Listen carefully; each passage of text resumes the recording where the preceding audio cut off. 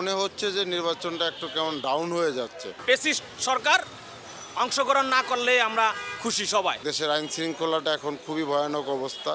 নির্বাচন আপনার বানচাল যে হবে এরকম কোনো ভাব আমি দেখি না। দ্বৈত নাগরিক হিসাবে যেটা আপনার সমালোচনা উঠতেছে, নির্বাচন এখন যে অবস্থা, প্রথমে একটু দেখলাম যে একটু হই হুল্লোড় সুন্দরভাবে একটু আগাচ্ছিল, কিন্তু এখন একটু মনে হচ্ছে যে নির্বাচনটা একটু কেমন ডাউন হয়ে যাচ্ছে। নির্বাচনের যে একটা আমেজ বা নির্বাচনের একটা যে প্রচারণা, সেই জিনিসটা এখন পাচ্ছি না আমরা। সাধারণ আমজনতা খুবই বিপদগ্রস্ত এখন। ব্যবসা বাণিজ্য থেকে শুরু করে ইনকাম, সার্বিক পরিস্থিতি, পরিবেশ পরিস্থিতি, আইন শৃঙ্খলা সব কিছুই কিন্তু এখন জনগণের ডিসফেভার।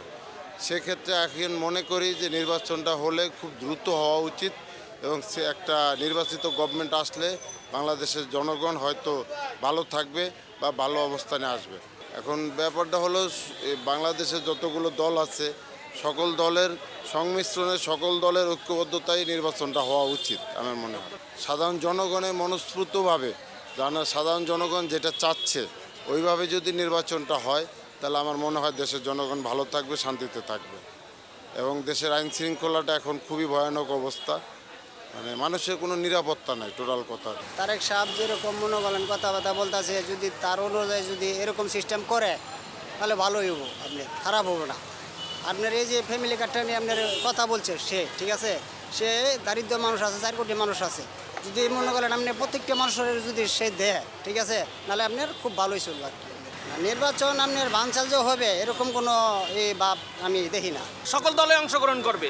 ফ্যাসিস্ট সরকার অংশগ্রহণ না করলে আমরা খুশি সবাই। এই দেশের বাংলাদেশের যত জনগণ আছে সকলেই খুশি। এই ফ্যাসিস্ট সরকার যাতে এই বাংলাদেশে যাতে না আসতে পারে। ইনশাল্লাহ এখনও দেখতেছি না নির্বাচন বানচাল হওয়ার আশা, তবে যদি ভবিষ্যতে হয় আমি মনে করি ইউনূস সরকার তার যত প্রশাসনিক কর্মকর্তা আছে তাদেরকে দিয়ে এগুলা সমস্ত যেখানে কোনো অন্যায় অঘটন হয় সেগুলা ট্যাকল দিয়ে সুন্দর একটা নির্বাচন আমাদেরকে উপহার দেওয়ার জন্য আমরা তার কাছে বিনীত অনুরোধ জানাচ্ছি।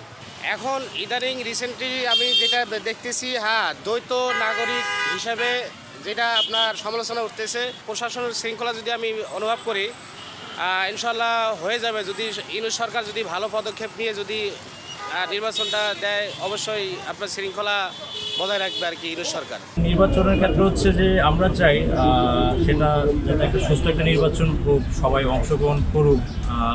আর এর বাইরে হচ্ছে যে যেমন আমরা অনেক কিছু দেখতে পাচ্ছি, যেমন আমাদের ছাত্রদের যে দলটা আছে এনসিপি, যেটা হচ্ছে যেটা জামাতের সাথে জোট হইলো, তারপরে এরপরে দেখা গেলো হচ্ছে আবার একটা নির্দিষ্ট পরিমাণ আসন দেওয়ার কথা ছিল, দেখা যায় কিছুদিন পরে তার থেকে আবার আসনটা আবার কমায় দেওয়া হয়েছে। তো এগুলো আসলে মানে কিছু জিনিস আমাদের এখান থেকে আমরা দেখতেছি যে ঠিকঠাক হচ্ছে, কিন্তু ইনডেপথ দেখা যাচ্ছে না, এগুলো প্রপারলি হচ্ছে না আর কি। তো অ্যাজ এ সিটিজেন বা আমি যদি সাধারণ নাগরিক হিসেবে আমি যদি বলি, সেটা হচ্ছে যে মানে যদিও উপর থেকে দেখা যায় সব কিছু ঠিকঠাক হচ্ছে, কিন্তু ইনডেপথ আসলে কতটা এগুলা প্রপারলি হচ্ছে সেটা নিয়ে আসলে আমরা সন্দিহান জিনিসগুলো নিয়ে। এখন পর্যন্ত হচ্ছে যে নির্বাচন বানচাল হওয়ার ব্যাপারে তেমন কোনো কিছু আমি দেখতে পাচ্ছি না আমাদের এন্ড থেকে। আর যদি কোনো এখনো আবাস আমরা পাই নাই, তবে আমরা হচ্ছে আশা ব্যক্ত নির্বাচনটা হচ্ছে যত সময় হয়ে যাক, কারণ এটা যদি পিছাই সেক্ষেত্রে হচ্ছে এটা সবারই এটা কারণ দেশে হচ্ছে আপনার যে হারে সন্ত্রাস, দুর্নীতি সবকিছু হচ্ছে ক্রমশ বাড়তেছে। তো আমরা আসলে আশাবাদী যাতে সুপার টাইমে জিনিসটা হয়ে যায়। আসলে নিরাপত্তার কথা যদি বলি, সেটা তো হচ্ছে আপনার সেই 1.5 দশকে যখন আপনার হাসিনা শাসন যখন ছিল, তখন আসলে এটা নিরাপত্তার ব্যাপারে যদি বলি খুবই জঘন্য অবস্থা ছিল। এখন ডক্টর মোহাম্মদ ইউনূস আসার পরে দেখা যায় সেটা কিছুটা কমছে। আসলে আমাদের এন্ড থেকে হচ্ছে যে আমরা যেটা আশা করি সেটা তো আসলে দিনে দিনে চেঞ্জ করে পসিবল না, সেটার জন্য আমাদের আসলে করতে হবে, আমাদের সেটার জন্য অপেক্ষা করতে হবে। আর সেক্ষেত্রে যদি নির্বাচনটা হয়ে যায় সেক্ষেত্রে দেখা যাবে যে এখন যে হারে সন্ত্রাস বাড়ছে বা আদার জিনিসগুলো বাড়ছে সেগুলো কিছুটা কমে যাবে বা একটা স্থিতিশীল একটা অবস্থা ক্রিয়েট হবে।